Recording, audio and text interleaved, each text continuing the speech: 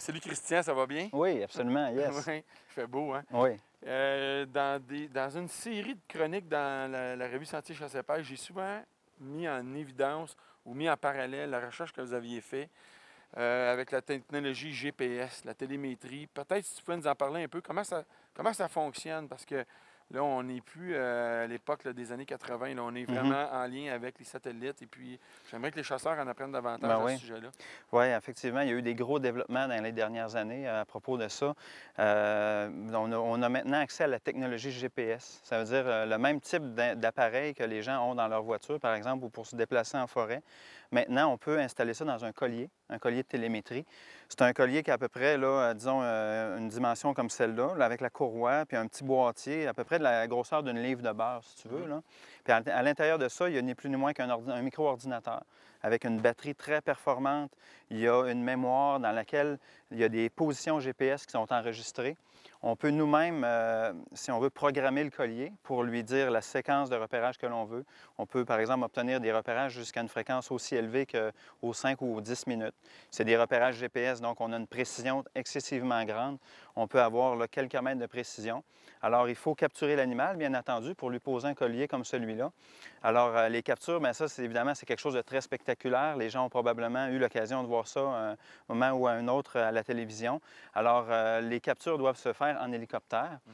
Alors, il faut généralement, on repère les animaux. Premièrement, les pistes, c'est les premières choses qu'on voit. Une fois qu'on a trouvé une piste fraîche d'un animal, bien, à ce moment-là, on va remonter la piste jusqu'à temps d'observer l'individu. Puis là, à ce moment-là, bien, on doit amener cet individu-là à découvert, dans une zone dégagée, comme par exemple sur un lac ou dans une tourbière, à un endroit où l'hélicoptère va pouvoir descendre en altitude assez bas pour ne pas frapper d'obstacles. Alors à ce moment-là, une fois que l'animal sort à découvert, bien, on va lui injecter une fléchette. L'orignal, il peut se faire aussi au lance-filet. Le lance-filet, par exemple, c'est juste une contention physique. Mhm. Alors, on sait que c'est un gros animal, les risques sont très, très élevés. Généralement, on va préférer y aller avec un produit, un immobilisant chimique, qui va vraiment tranquilliser l'animal, puis on va pouvoir faire les manipulations de façon très sécuritaire. Alors, une fois l'animal endormi, on fait les manipulations, on peut prendre des prises de sang, on peut prendre des échantillons de chair aussi pour l'ADN, si on a des questions par rapport à la génétique des populations. On fait le maximum de choses avec l'animal qu'on a entre les mains. On veut en profiter au maximum. C'est quand même quelque chose d'exceptionnel d'avoir Ben un oui, orignal c'est entre les clair. mains. Alors, on fait le maximum de mesures. On peut prendre des dimensions corporelles. Et puis après ça, bien, on lui injecte un antidote qui va neutraliser l'effet du produit chimique. Puis l'animal va pouvoir repartir là, avec son collier au cou. Puis il va nous procurer là, plusieurs années de bonnes données. Quelle Mais est la durée de vie de cette technologie-là, GPS? les nouveaux colliers, on est très chanceux. Là, ça s'améliore toujours, hein, comme Mhm. n'importe quoi. Miniaturisation, batterie plus performante. Aujourd'hui, on peut espérer installer un collier sur un animal pour une période jusqu'à 3 ans C'est environ. incroyable. Donc, c'est vraiment très performant. Puis, tu parlais tout à l'heure des années 80.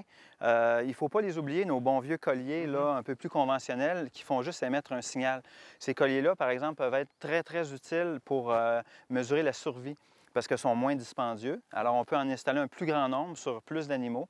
Puis pour avoir, par exemple, pour estimer la survie des animaux, bien, si on a 30 animaux qui sont munis d'un collier, sur plusieurs années, on va avoir des bons estimés de survie.